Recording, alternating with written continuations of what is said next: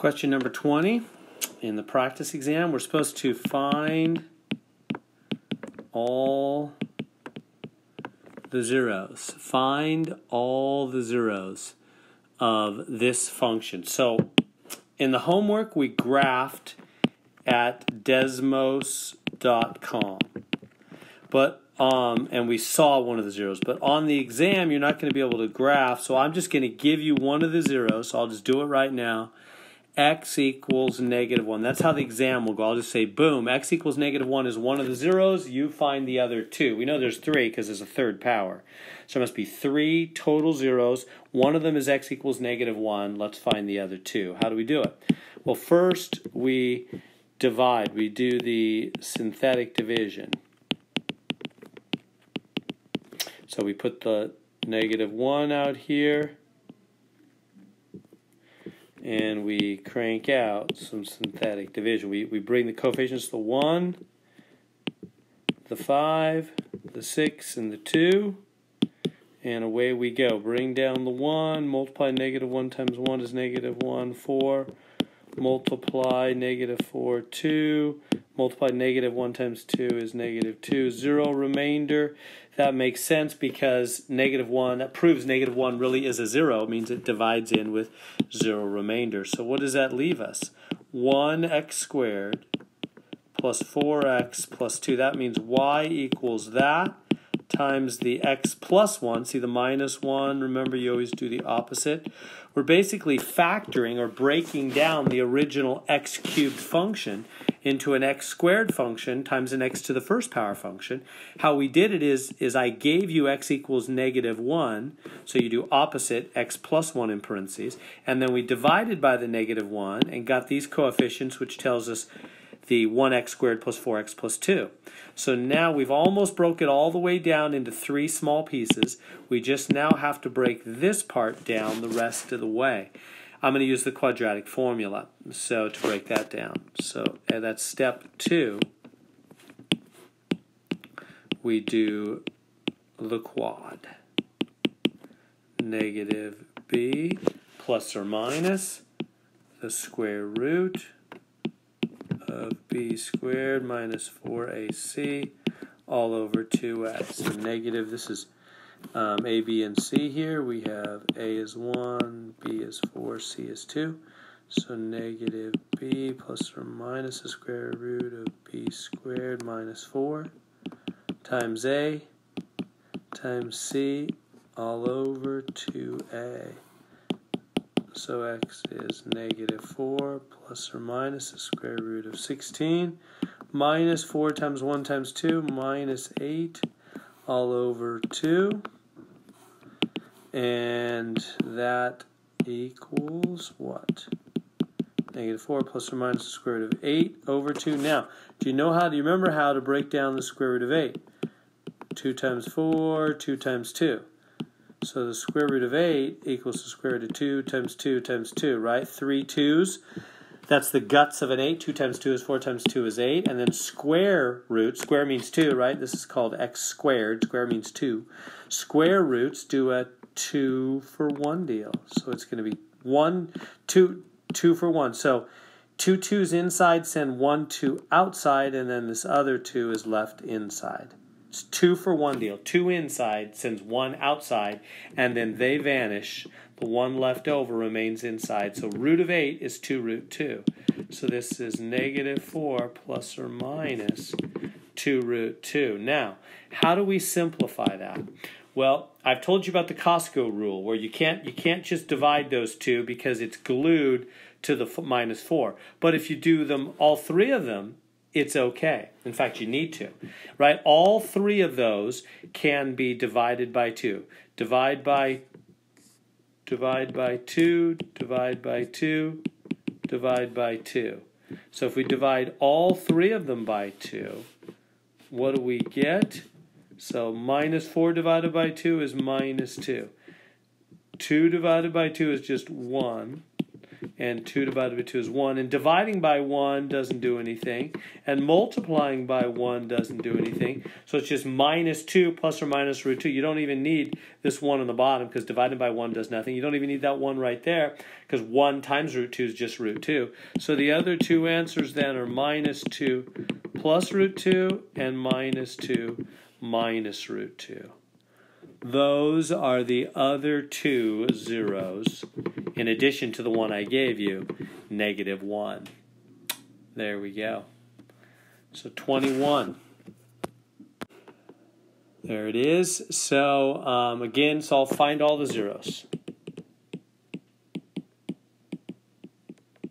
Find all the zeros. So again, on the exam, in real life, engineers and stuff would use Desmos.com, graph it, find a zero. On the exam, I'm just going to give you one of the zeros. I'm going to say, here we go. One of the zeros on 21 is x equals negative 4. All right, so you know what we do. Step 1, synthetic division. So negative 4. Let's put the coefficients. 9, 54, 84, and 48. Let's crank it out. Bring down the 9, multiply negative 4 times 9, minus 36. What does that leave us? I think it's 18, right? Yeah, 18, and minus 4 times 18, minus 72 leaves us 12, negative 4 times 12, negative 48. That's good. They should have a zero remainder because that's what it means that negative 4 is a zero. It divides in with zero remainder. So what does that leave us? That leaves us the function is y equals x plus 4. Remember, it's opposite of the negative 4 when it's next to x, times, and what does this leave? 9x squared plus 18x plus 12. So we've broken down the original x cubed to x plus 4, because the opposite of minus 4, times an x squared function. But now we've got to break down that x squared quad. So step 2 is always the quadratic formula to do that. So negative b plus or minus the square root of b squared minus 4ac all over 2a. And so it's going to be negative b. This is a, b, c. Negative b plus or minus the square root of b squared minus 4 times a times c all over 2a. So what is that? Negative 18 plus or minus the square root of 18 squared. I'm getting 324 minus 4 times 9 times 12 is 432 all over 18. 2 times 9, 18. Okay, so what do we got? Negative 18 plus or minus square root 324 minus 432. What is that? Square root of negative 108 all over 18. So I got to break that down. Now, negative, do you remember a negative in a square root? That kicks out an I right to the front of the root. It's imaginary. And then I just have to go up here. I'll take it up here and try to find out what in the world is the square root of 108. We'll break it down with your calculator. It's 2 times 54. That's 6 times 9. 2 times 3. 3 times 3. So 108 then is a 2 and a 2 and 3 3s. So it's a 2 and a 2 and 3 3s. You could double check. This is a test. You should double check. Multiply all those together. Make sure they're really 108. So remember square roots, 2 for 1 deal. So 2 2's in, sends 1 2 out. They're gone. 2 3's in, sends 1, 3 out. They're gone. So they're going to multiply on the outside, 2 times 3, just like they were multiplying on the inside. 2 times 3 is 6, and this 3 is left inside. Make sense? 2 2's in, sent 1 2 out, 2 3's in, another 3 out. 2 times 3 is 6 on the outside, 3 left on the inside. So this x becomes negative 18 plus or minus I, and the square root of 108 is 6 root 3 all over 18. Now how do we simplify that? Well, you can divide all of these by 6. Remember, if all three of them are divisible by the same number, we can do it. It's okay with the Costco plan because the plus or minus is gluing them together. We're buying both sides. So we get, what is 18 divided by 6? That'd be minus 3 plus or minus I root 3. 6 divided by 6 is gone, and that's 3. So there's our two other answers. Minus 3 plus I root 3 over 3. And minus 3, or yeah, I mean that's fine. What I did was fine, but they might. Let's just separate. Let's just put the 3 under both of them. How about? So I'll put the 3 here and here. It's the same thing, right? So then, what are our two answers? Minus 1 plus I root 3 over 3, comma minus 1 minus I root 3 over 3. There's our two other answers in addition to the 0 of negative 4 that I gave you in the beginning. So there we go. That's how that one works. Okay, number 22, they're giving us this fifth power function. They want to find all zeros, and on the exam, I'm going to tell you that these are some of the zeros. 3i, 2, and negative 2. To do the homework, you could graph it at desmos.com, and you would see that it has a 0 at 2 and negative 2 right on the graph, and they're telling us 3i is also a 0. Okay, well, we're going to do a bunch of synthetic division on this one. So here we go. Let's start first off. I'm going to save the 3i for last because the imaginary numbers are kind of difficult. Let's just do the 2 first off. I'm going to write down these coefficients with the 3, the 2, the 15, the 10, the minus 108, and the minus 72. Okay, bring down the 3. Multiply. 2 times 3 is 6, add them up, 8. Multiply 2 times 8, 16, add them up. 31, 2 times 31, 62, add them up. 72, 2 times 72, 144. Subtract 108, what's that, 36, and 2 times 36, 72, remainder 0. Good.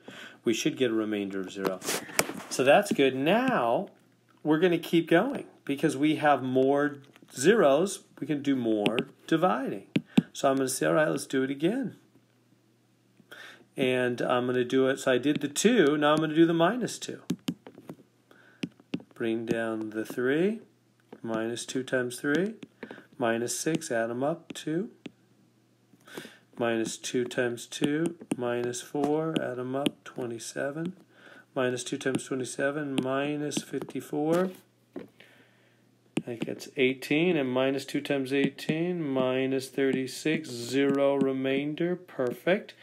That means that also goes through. That's a good double check. We should get a 0 remainder because these are all zeros. They're things that divide in with remainder 0. That's what a 0 is. Now for the harder one. So I've done the 2 and the minus 2. Now for the 3i. This is a little more difficult. 3i.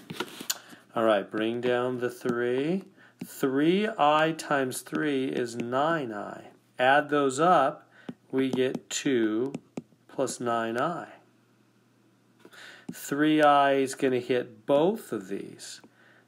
Now, how do you do that? Let me go over here and show you. 2i times 2 plus 9i. The 2i will go to both, and that, oh, it's 3i. What am I doing? 3i times 2 plus 9i. So 3i times 2 is 6i, plus 3 times 9, 27i squared. Now, do you remember what I squared is? I squared is negative 1. I squared is negative 1. So that's super important that you know that. We never leave I squared. We always replace it with negative 1. So this actually becomes 6i minus 27. So this is, let me change the color here for clarity.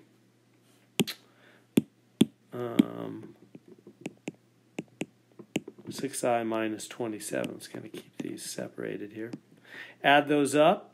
This and this, the 27s cancel. It's just 6i.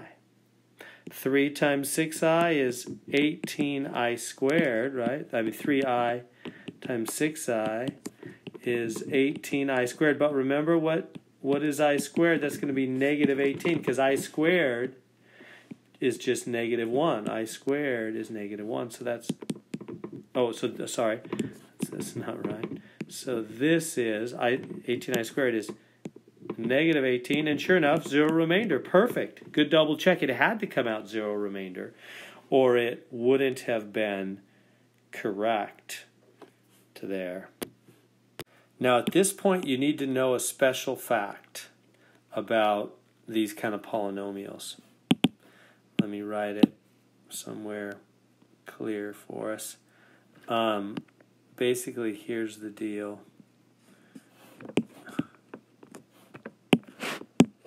This 3i being a 0, it means minus 3i is also a 0. Basically, whenever you have an imaginary 0 like 3i, the opposite sign will they come in pairs. So if you have 3i, you're also going to have minus 3i being a 0. There's a official formula that says, or a theorem that says that the complex zeros always come in pairs, the opposite of the imaginary part. So that means minus 3i is also a 0. So let's bring this down, 3. And now minus 3i times 3, minus 9i. Add these up, these will cancel, 2. Minus 3i times 2, minus 6i, 0 remainder. Sure enough. All right, well, what are we left with? What is this last little bit of term down here? We have a 0 remainder. This is just 3x plus 2. This is the last term, 3x plus 2. So then putting this whole thing together, we have, let me see if I can write it over here. So we have y equals, remember it's always opposite, so I'll start with this guy. X minus 2, next. X plus 2, it's always opposite. That'll be x minus 3i, next one. X plus 3i, and the last part that was left there, 3x plus 2. It's those are all supposed to be on one line. I ran out of room. Maybe I should write it like this where it will be done more correctly.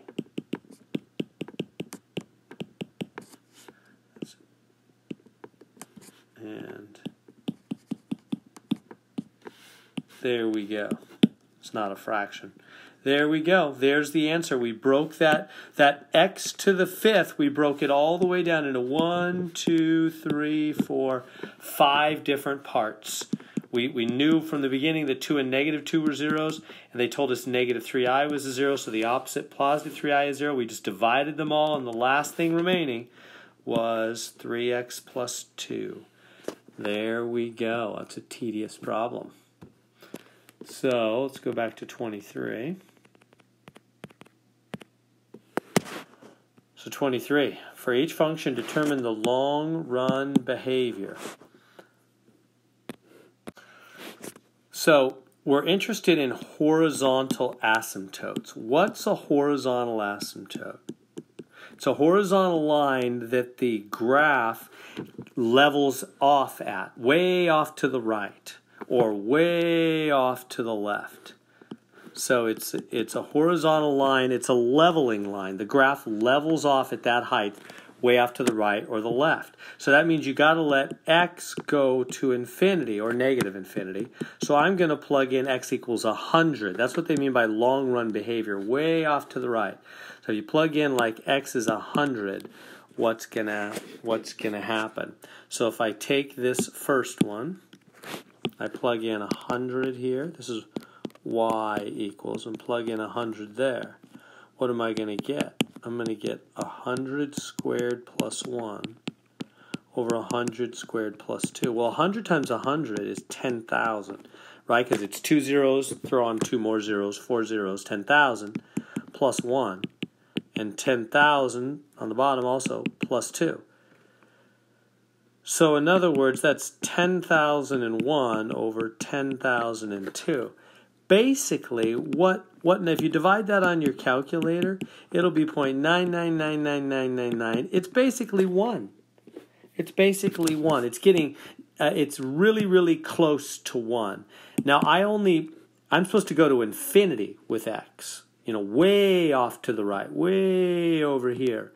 I only went to 100. I could plug in 1,000 or 1,000,000 or 1,000,000,000 or 1,000,000,000,000.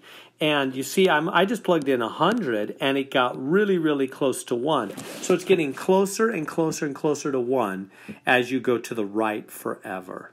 So that's the horizontal asymptote y equals 1. That means it's going to flatten out at a height of 1 as you go way off to the right.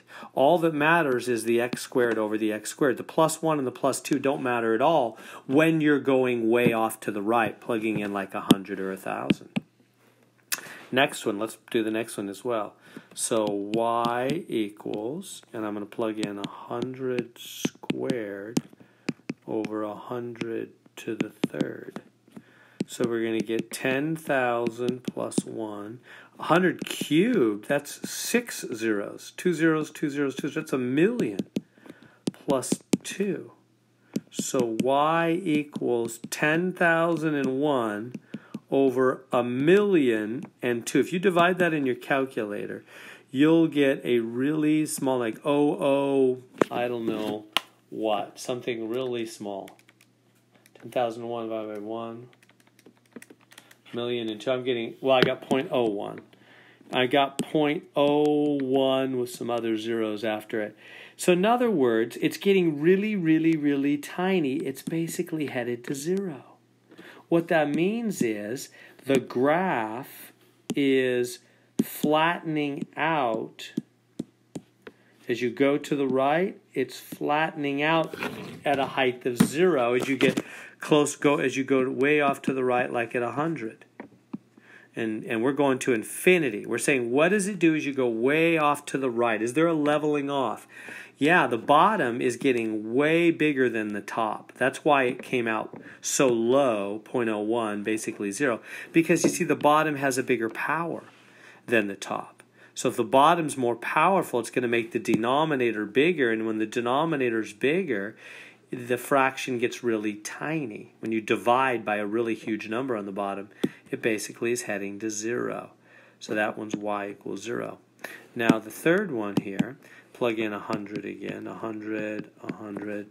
So y will equal 100 cubed plus 1 over 100 squared plus 2. That's going to be, again, the 6 zeros on the top.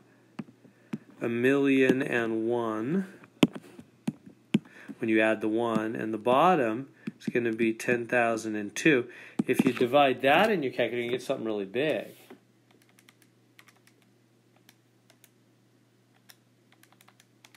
I'm getting 99.98 basically it's going to infinity. You might say, well, it's going to 100. Well, that's just because I plugged into 100, top and bottom. Remember, I'm trying to go to the right forever, so you're going to plug in 100 is just the beginning. You're going to plug in 1,000, a million, a billion, a trillion. It's just going to get bigger and bigger and bigger and bigger. If you're not sure, try it out. Plug in 1,000. Try 1,000 to the third power plus 1 over 1,000 to the second power plus 2. It'll basically be close to 1,000. It's just, it's getting bigger and bigger and bigger. So it's going to infinity. That means this graph, as you go to the right, just rockets up to infinity. It doesn't level off at all. No horizontal asymptote. No horizontal asymptote. No flattening out at all. It just blows up to infinity as you go to the right forever on that one. There we go. Oops, got to do 24 down here. So 24. Write an equation for a rational function. All right. Okay, so they're giving us vertical asymptotes on number 24, -6 and 4. And x-intercepts 6 and -3. So x-intercepts 6 and -3. Vertical asymptotes -6 and 4. And last thing, y-intercept 2. Okay, with all that information, they want us to come up with an equation. So, it's going to be y equals, and we're going to have a on the top, and then some x's and x's, and this is going to be the opposite and the opposite. And that's where the x-intercepts go. So, so the x-intercepts are going to go there and there. X-intercepts go on the top, so that's something you want to know. And on the bottom, x, again, opposite, opposite. That's where the vertical asymptotes go. So let me write vertical asymptotes go on the bottom, x-intercepts on the top. So you just say, okay, vertical asymptotes on the bottom, grab the -6, go +6, the +4 go -4, it's always opposite, right? The +6, the x-intercepts go on the top, so I'll do that. So x-intercepts on the top, +6 will be -6, and -3 will be +3. And now we just got to find a. But hold on, I don't want to just say that it's like it's a rule. I want to give you logical reason why that's true, so you can remember it better. Think about what it means to be an x-intercept. That's some place where the graph hits the x-axis, right? Those are x-intercepts. So at x-intercepts, that means you're over some number up 0. And this is also over some number up 0, meaning the y is 0. At an x-intercept, the y is 0. You know that about intercepts, right? The y value is 0 at an x-intercept. So when they tell me the x-intercepts are 6 and -3, that means y is 0 next to each of those. Well, here's y. How do you make y 0? Y is over 1. You've got to make the top equal 0 to make y 0. That's why the x-intercepts are the x values. If you put in 6 here, it's going to make that top 0. Or if you put in -3 for this x, it'll make that piece 0. And if you make the top 0, you made the whole fraction 0, right? If the top of the fraction is 0, then y equals 0, which is what it means to be an x-intercept. Y is 0. So do you see why that works? Where y is 0, where the top of the fraction is 0, any x values that make the top of the fraction 0 are x-intercepts. So the x-intercepts go on the top, opposite of them. And now, well, what about, okay, so how about the bottom? Why is the bottom vertical asymptotes? Well, what is a vertical asymptote? Vertical asymptote is a straight up and down dotted line. It's where the graph goes up to infinity or down to -infinity. So what makes a graph go to infinity?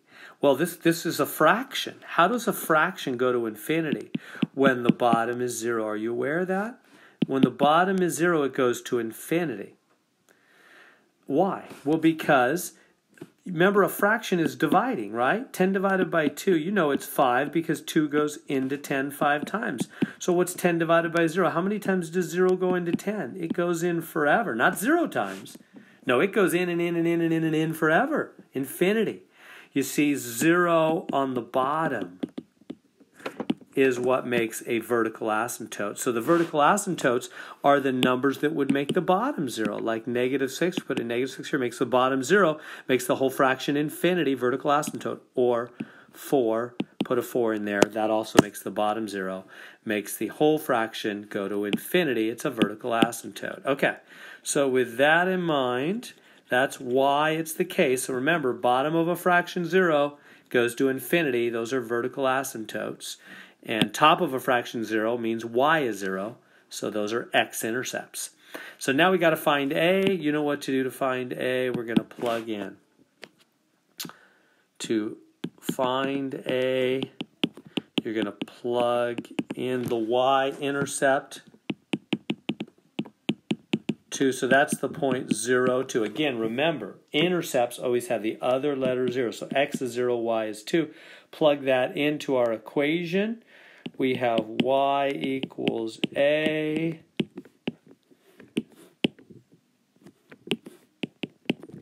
with all this, and we're going to plug in the 2 for y over here. And 0 for x. So it'll be 0 minus 6, 0 plus 3, 0 plus 6, 0 minus 4. So 2 equals, what's that going to be?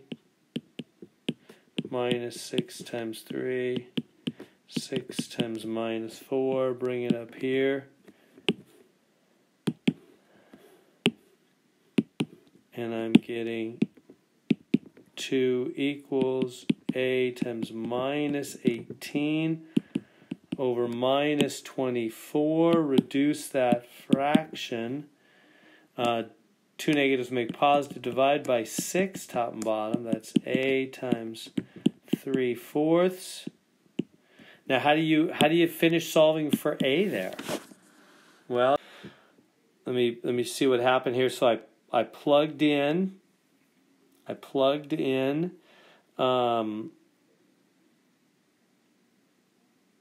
2 for y, right over here in this equation, and 0 for x. Went there, there, there, there, and 2 for y went there.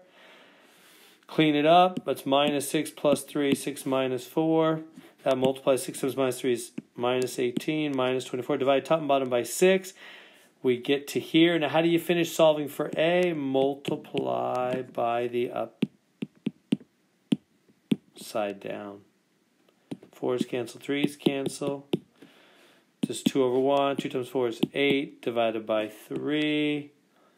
Divide that on your calculator. That's going to be 2.6666. I don't know how many 6's they want you to enter. Just put in a bunch.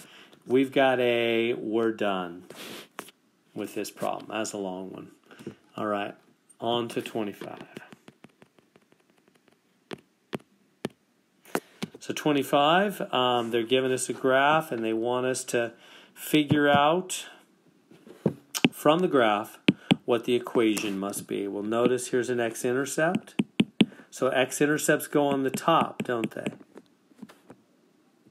So let me make sure, let me draw this really clearly for you. And then x intercepts on the top, and it's always opposite, and then on the bottom, it's also x opposite, and it's vertical asymptotes, right? So we have y equals a.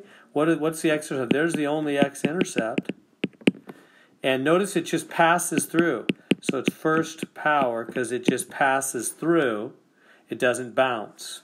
So that'll be x minus 1 first power. opposite, right? And then we have two verticals at -1 and at +4. So opposite +1, opposite -4. Now, those are both first power also. How do we know for those guys? Well, because bouncing, think about what bouncing is. Bouncing is when you go both up, or you could bounce and both be down. Well, and that's always second power, right? Second power when something bounces. Well, that's what we look at for the verticals as well. See, it's up on one side and down on the other. So that's not a bounce. That's first power there, because one's up, one's down. So a bounce is like both up or both down. Same thing here. This vertical of -4, one side's down, one side's up. That's first power also. When they're both up or both down, like this, that's second power. Okay. Last thing is we got to find A. You know how to do it. We grab the y-intercept, which is right here. Plug in 0, 1, x, y. So 1 equals A times 0 minus 1 over x, which is 0 plus 1, 0 minus 4. All right, so we got to solve this thing here. This is 1 equals A times -1 over 1 times -4. Two negatives cancel to be positive. Multiply both sides by 4 over 1. Cancels, cancels. A is 4 over 1 times 1. That's just 4. There we go. The A is 4. X minus 1 on the top. X plus 1 and X minus 4 on the bottom. There we go. 26. Very similar. We're going to go y equals, remember, x intercepts on the top. So where's our x-intercept? Looks like our only x-intercept is right here. It's kind of hard to see it on this one. It's at 2. So x minus 2. And it bounces there. So that's second power, isn't it? Second power because of the bounce.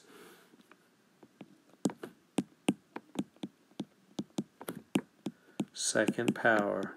A bounce is always a second power. Now on the bottom we have the vertical asymptotes. One of them is at -1, so that's x plus 1. Now it's going up on one side of that one and down on the other. So that's first power, right? It's not a bounce. Bounce means both up or both down. That's one up, one down on the two sides at first power.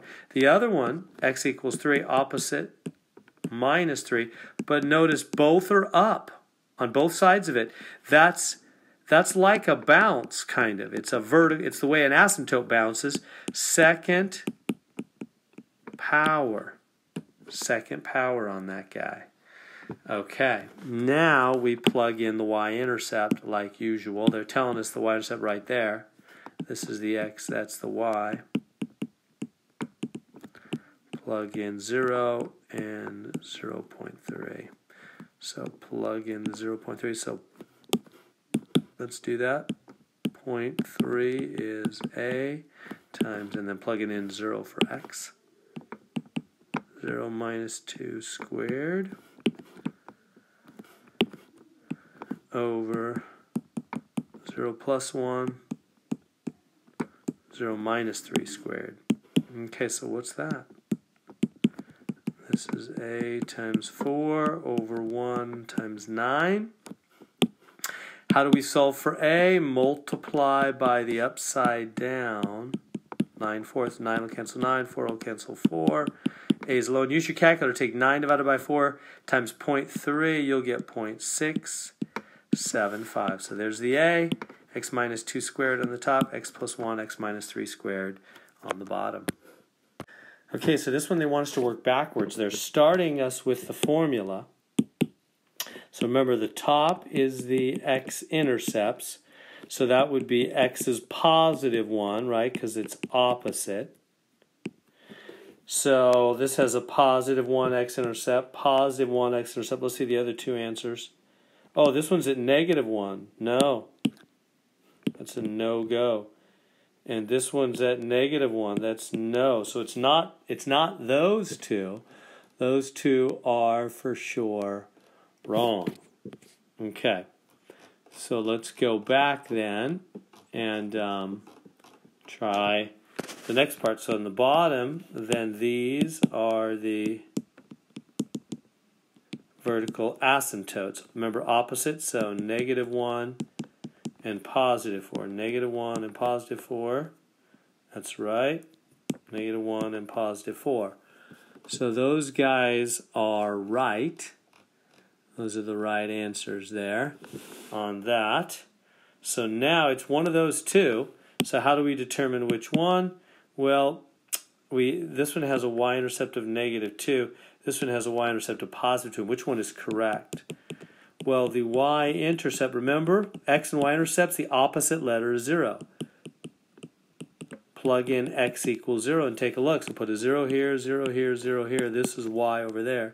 So y equals -8 times 0 minus 1 over 0 plus 1, 0 minus 4, -8 times -1 over 1 times -4. And that's what? 8 over -4. -2. This one. This is the right answer. Its y-intercept is -2. 28, we're supposed to find the inverse. So in the inverse, step 1, switch or invert x and y. So this is y, so we swap x and y. So we get, x on the outside,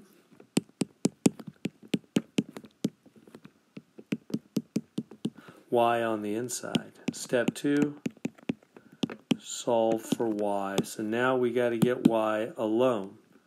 Solve for y. So jump this 4 over. X minus 4 is the square root of 4y minus 4. So now we're trying to get y alone, right? That's step 2. Here's the equals, and y is saying, I want to be alone. Get rid of this 4, this other 4, this root. Get rid of all this stuff so that I can be alone. So we got to get rid of that root. How do we get rid of a root? We go parenthesis 2 power, and whatever we do to one side, got to do the same thing to the other. The 2 power cancels the root, and so we get 4y minus 4 the other side. I'll just leave it like that, x minus 4 squared. No reason to multiply it out, just leave it. All right, back to business. Jump the minus 4 over. X minus 4 squared plus 4, right? When things jump to the other side, they switch signs. Last step, divide by 4. There we go. That is the inverse function. Okay, so find the inverse function again here on 29. So step 1, invert or switch x and y. So this is y. These guys trade spots. That's what inverse function means, an inverting of x and y. So this becomes x. The other side becomes y. Step 2. Solve for y. Got to get y alone. So jump that 4 over, and we will get x minus 4, right? When things jump to the other side, they switch their sign. I really just subtracted 4 from both sides. And now we're trying to get y alone, right? That's the goal here. Y is saying, I want to be alone, solve for y. So we got to get rid of the 3, divide by 3 on both sides. So y to the 11th is x minus 4 over 3. And then how do you get rid of that 11? What's the opposite of an 11 power? You got to do 1/11, parenthesis 1/11. Or an 11th root. An 11th root is the same thing as a 1/11 power. It's right either way. So x minus 4 all over 3 to the 1/11 power. That's the inverse function, or that's the same thing as the 11th root of x minus 4 all over 3. It's two ways of saying the same thing, 1/11 power or 11th root. Number 30, last problem. at the time it takes for a pendulum to swing back and forth can be represented by the function. So they give us this right here, where S of x is the time in seconds, and x is the length of the pendulum in feet. Okay.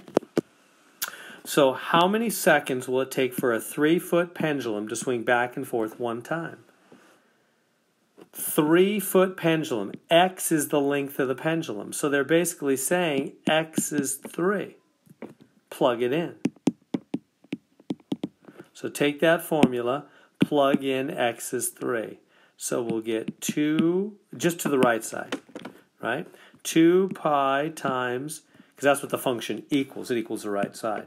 Square root of 3 over 32. So just plug it in, hit the buttons on your calculator. There's the answer down there, 1.9. You got to use, for pi, you should have a pi button on your calculator. So you got to go 2 times your pi button. The pi button is in different places on different calculators. Look around till you can find the pi button. You want to use the pi button. You could use 3.14. But that's an approximation. The pi button will have more accuracy than that. It'll have more decimal places. Times, and then you hit the square root of 3 divided by 32 equals. And you get the 1.9, at least rounded to 1 decimal place. And then on the second part, it's going to be a little more advanced. On the second part, they're saying that if it takes 2 seconds for a pendulum to swing back and forth one time, what is the length of the pendulum? So now, we're taking the formula S of x is 2 pi square root of x over 32. And they're saying it takes 2 seconds. Now what's that? S of x is the time in seconds. So they're saying S of x is 2, you see. Right, I'm plugging in 2 for the whole S of x, the whole thing. And now they want me to solve, they're saying, what is the length? What is x? So I've got to solve that equation for x. How do I solve that equation for x? Well, maybe I better go to a fresh area.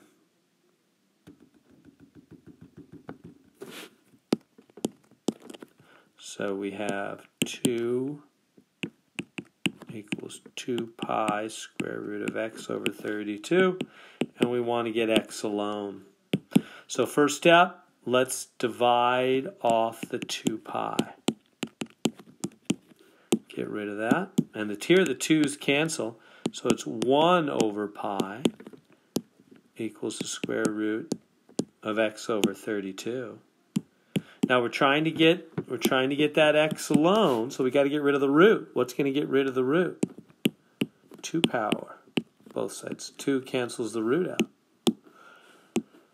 And we get x over 32, no more root, is 1 squared over pi squared. See how we square the 1, square the pi, because we squared the whole side? And that square stayed. The other side, the root and the 2 power canceled each other, and they're both gone. So what does that leave us with? Well, that's 1 squared is just 1 over pi squared is x over 32. Right? 1 squared is just 1. So now how do you finish getting x alone? Multiply by 32 over 1. Cancels it out. X is 32 times 1 over 1 times pi squared is 32 over pi squared. They want you to crank that out on your calculator. So let me see if I can write that a little better here. So it's 32 over pi squared. So that's 32 divided by, and you really got to do the pi button to the second power, equals. If you don't have the pi button, you could try to just use 3.14, but it's not very accurate. You really need to probably do the pi button. Find that on your calculator. The answer should be 3.2. That pendulum's got to be 3.2 feet long is the answer for a pendulum that takes 2 seconds to swing back and forth one time.